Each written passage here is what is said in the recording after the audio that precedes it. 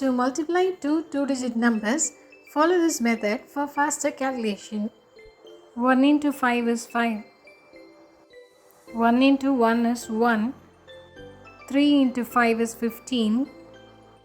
1 plus 15 is 16. So write 6 and carry forward 1.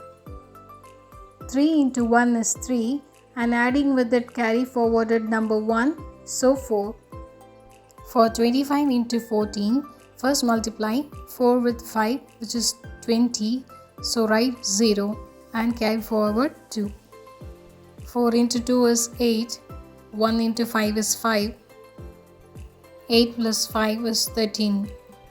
Adding 13 with carry forwarded number 2 is 15, so write 5 and carry forward 1.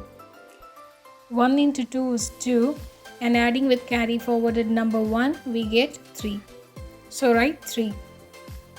350 is the answer. For more detailed sessions, join our UG entrance exams courses or job recruitment courses.